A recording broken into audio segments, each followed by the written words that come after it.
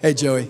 How you doing, man? It got quiet and awkward, so I thought I'd break it. I'll speak up. Okay. The friendly competition between Joe and Hendon, is that contagious with the other guys, especially in that quarterback room, maybe with Tavon? Yeah, it's been great. Joe and Hendon have a real relationship, not just on the field but off it. They've become really, really close friends, so that they compete with each other every day. It's like growing up, you always want to beat your best friend, but it's always in a positive light. And that positivity, that positive energy has really just translated into our QB room, and Tavon's walked right into that, and it's been a good environment for him. Jimmy? What improvement have you seen from Joe Milton from last year to now?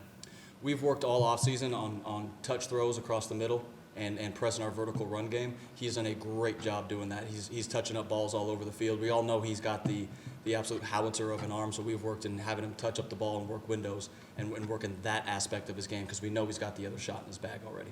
Vince, Austin, Wes, Rob.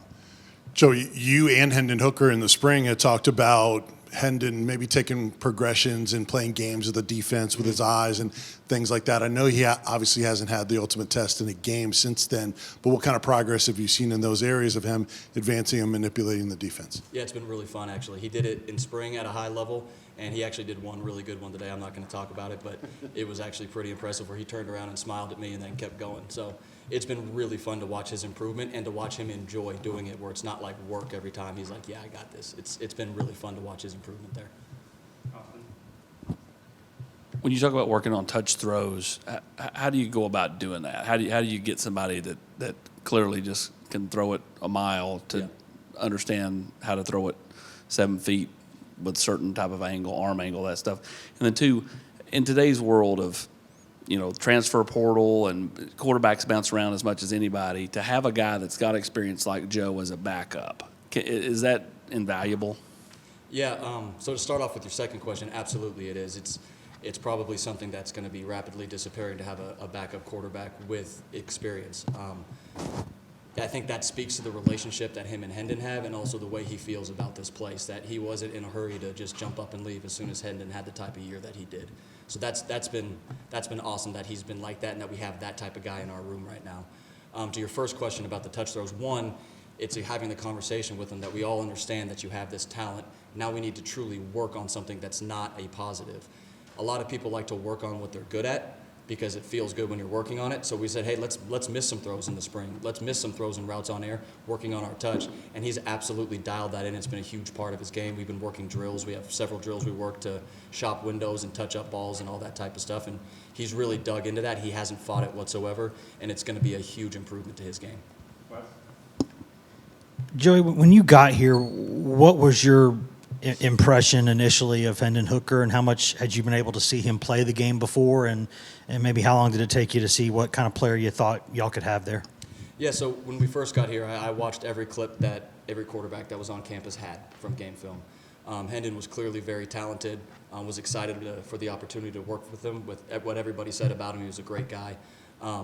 Starting to work with him when we first got here, February, March, and then into spring ball, Hendon was a guy that was way too far in the business model, meaning like nothing was fun, everything was serious, and that wasn't his best way to play. Some guys it is not for him. So we had to do a long time of working on having him just really enjoy the game a day, working hard.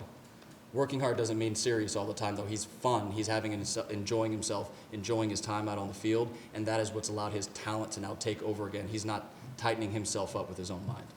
Rob and then Adam. Coach, in talking to Tavon on Sunday, it seems like he's in a very positive environment with two guys who are kind of big brothers / mentors. How beneficial is it for a young kid to be able to come into a situation like that where, it seems like Hendon and Joe both look at him as a little brother they want to bring along, they want to help? Absolutely. How much does that help him learn? That's huge for a young quarterback because he's got two guys above him that not just are in the building doing what they need to do every day, but guys that have also played, so they can talk to, this is what it's like on game day, this is how you have to prepare. That's so uncommon, and that's a huge benefit that he's getting coming in because he can just sit in and listen to these guys talk, get stuff from them, and they're both very positive with them.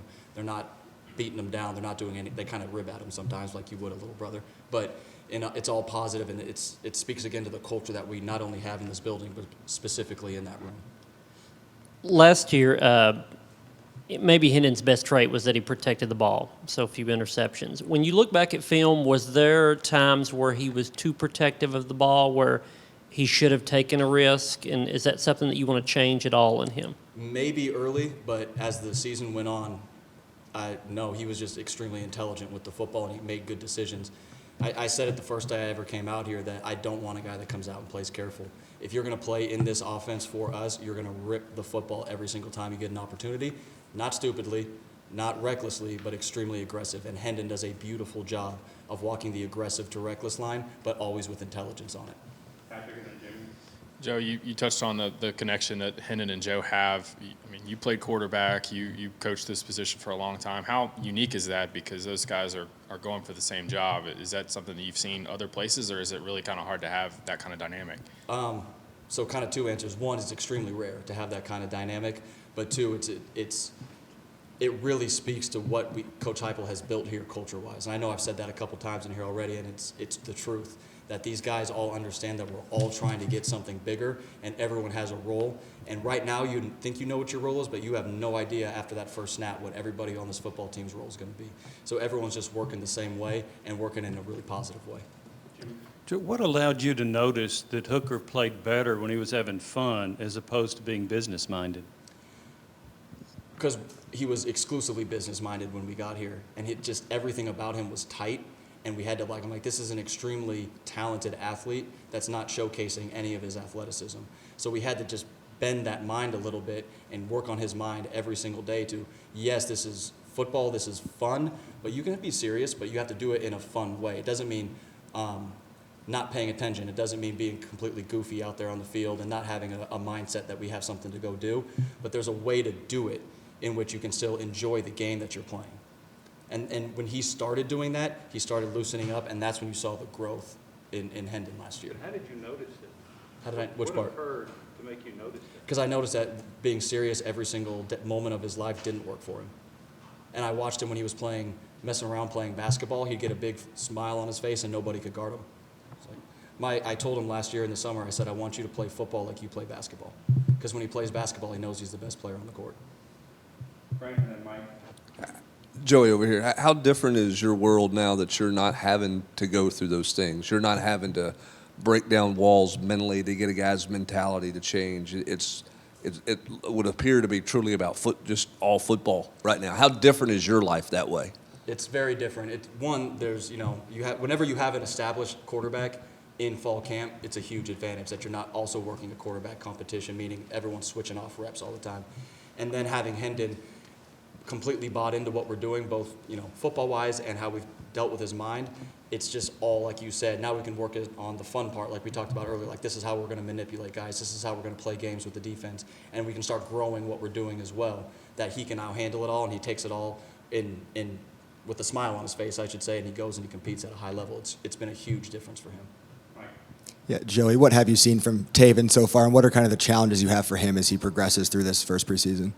Yeah, for Taven, he's obviously an elite athlete, so it's just fun to watch him do athletic things every day. Some things that you wouldn't normally coach, he can do it, and you're like, oh, wow, that's pretty cool. It's really for any young quarterback, the biggest thing, and I had a conversation on the field with the guys today, is just being able to reset. That you make a bad play, you're going to. It's expected. You're a true freshman. You miss a read, you miss a protection, you miss something like that, awesome. Reset and go play the next play. That's the biggest thing that with a young quarterback, you got to make sure that they're not living in the past all the time because they're used to being the one that is the big dog. A couple more, Patrick. Joey, following up on that with Taven, what was some of the points of emphasis with him coming out of the spring? Because that was a chance for him to sort of get his feet wet, get in the offense. What were some of the things that you guys looked at over the summer and kind of wanted to see him grow going into camp? The two things with him. One was his going from, okay, I'm learning and I'm watching the teaching tape and all the intro stuff to really diving into the tape and, all right, this is like the intricacies in what we're doing. This is how to really play in it as opposed to just this is what the play is. That was the biggest challenge we had for him was you make sure that you can come out on August 1st and operate like an upperclassman. That's what the challenge was for him. We've seen that growth from spring. Obviously, he's still young and he's still got areas that he needs to grow in, but he's doing more and more of the, all right, I'm going to see it, I'm going to cut it loose, and I'm going to go play fast. That's been the biggest thing for him. Any more questions for Coach Halzle? All right, thanks everybody. Appreciate you guys. Thanks.